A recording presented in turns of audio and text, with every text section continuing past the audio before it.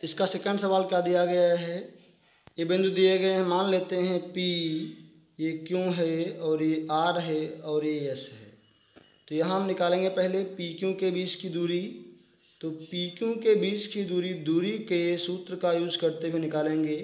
क्या आएगा, x1 minus x2 का whole square plus y1 minus y2 का होल स्क्वायर। तो यहाँ से क्या मिलेगा, 3 3 6 का होल स्क्वायर बनेगा, यहाँ आएगा 4 का होल स्क्वायर, कितना आएगा ये 36 और 4 चक्कू 16। तो ये क्या मिल जाएगा, रूट में 52, जिसको हम ले सकते हैं 2√13।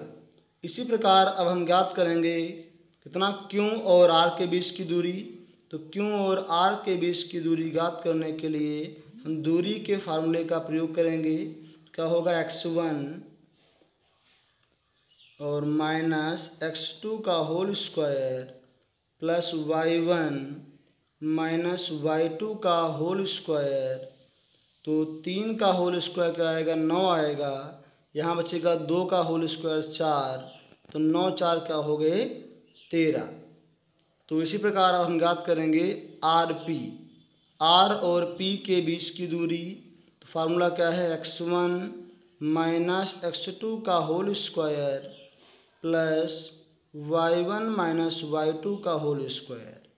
तो कितना मिल जाएगा, यहाँ 3 का होल स्क्वायर 9 आएगा, यहाँ बचेंगे 2 का होल स्क्वायर 4 आएगा, कितना मिल जाएगा 13 मिल जाएगा। तो देखिए RP और QR और PQ से हमें ये ज्ञात हो गया, PQ कितना है 2√13 है, और ये QR और RP को दोनों को जोड़ने पे कितना आ रहा है, ये आएगा, जोड़ेंगे 2√13।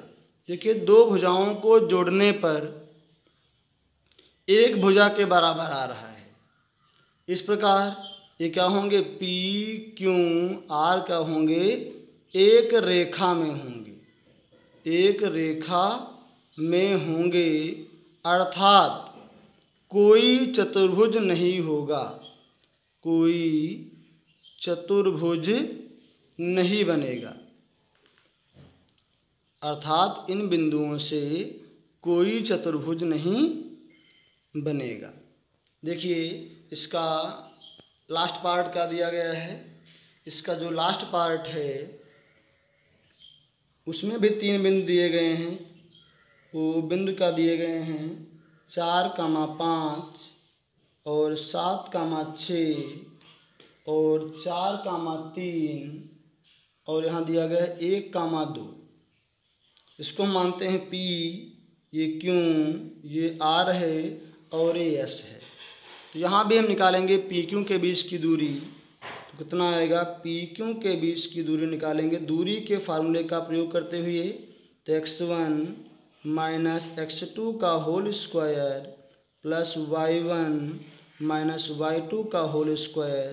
तो यहाँ से कितना मिलेगा, 3 का होल स्क्वायर, यह आएगा यहाँ 1 का होल स्क्वायर। तो कितना मिलेगा, 3 3 9 मिल जाएगा, और ये 1 का स्क्वायर 1 रहेगा, अर्थात क्या मिल जाएगा 10 मिल जाएगा। तो हमने निकाल लिया PQ। अब निकालेंगे QR के बीच की दूरी। Q और R के बीच की दूरी तो कितनी होगी, यहाँ x1 माइनस x2 का whole square plus y1 minus y2 का होल स्क्वायर। तो यहाँ क्या मिल जाएगा, 3 का होल स्क्वायर, यहाँ 3 का होल स्क्वायर, तो कितना आएगा 3 3 9 और 3 3 9 क्या मिल जाएगा, रूट में 18। इसी प्रकार अब हम निकालेंगे R और S के बीच की दूरी। तो वो क्या होगी, R और S के बीच की दूरी x1 माइनस x2 का whole square plus y1 minus y2 का होल स्क्वायर। तो कितना आएगा, यहाँ 3 का होल स्क्वायर और यहाँ बचेगा 1 का होल स्क्वायर। तो 3 का होल स्क्वायर क्या होगा, 9 होगा, 1 का होल स्क्वायर 1 होगा। इस प्रकार हमें प्राप्त हो जाएगा रूट में 10। तो हमने क्या निकाल लिया, PQ के बीच की दूरी और QR निकाल लिया और RS निकाल लिया। अब हमें ज्ञात करना होगा P और S के बीच की दूरी। तो देखिए पी एस के बीच की दूरी क्या होगी, x1 माइनस x2 4 माइनस 1 का होल स्क्वायर और प्लस y1 माइनस y2 का होल स्क्वायर, कितना आएगा ये 3 का होल स्क्वायर, यहाँ क्या बचेगा 3 का होल स्क्वायर, ये क्या मिल जाएगा 9, यहाँ भी मिलेगा 9, तो कितना आ जाएगा रूट में 18। तो यहाँ देखिए पी क्यू किसके बराबर है, आर एस के बराबर है, और पी एस जो है वो क्यू आर के बराबर है। तो इस प्रकार इन बिंदुओं से बनने वाला चतुर्भुज क्या होगा, एक समांतर चतुर्भुज होगा, अर्थात इन बिंदुओं से बनने वाला चतुर्भुज एक समांतर चतुर्भुज होगा। अब देखिए सवाल नंबर जो 7 है आपका क्या दिया गया है। सवाल नंबर 7 में ये दिया गया है कि x अक्ष पर वह बिंदु ज्ञात कीजिए, x अक्ष पर वह बिंदु ज्ञात कीजिए जो 2, -5 व -2, 9 से क्या है, समदूरस्थ है। समदूरस्थ का मतलब क्या होता है कि समान दूरी पर है। तो देखिए यहाँ पे क्या दिया गया है, x अक्ष पर y निर्देशांक, x अक्ष पर जो y का निर्देशांक होता है वो कितना होता है, 0 होता है। x अक्ष पर y निर्देशांक क्या होता है, 0 होता है। तो यहाँ देखिए तो बिंदु क्या बनेगा, तो बिंदु हम जानते हैं, लिखते हैं x, y, तो x हो गया, y कितना है 0 है, तो क्या बनेगा x, 0 बन जाएगा यहाँ से। और यहाँ बिंदु a कितना होगा, जो बिंदु a होगा यहाँ पे वो होगा 2, -5 होगा, और बिंदु b क्या होगा, क्या दिया गया है 2, 9 होगा, और इसको मान लेते हैं बिंदु d, कितना दिया गया है x, 0। तो प्रश्न में ये कहा गया है कि ये एक दूसरे के समदूरस्थ हैं, अर्थात क्या हैं, बराबर दूरी पर हैं। तो हम निकालेंगे इसमें पहले,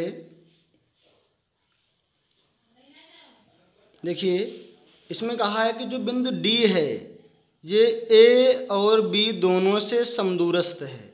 समदूरस्थ का अर्थ है कि ये AD के बीच की दूरी ये BD के बीच की दूरी के बराबर है। तो पहले हम क्या ज्ञात करेंगे, AD के बीच की दूरी।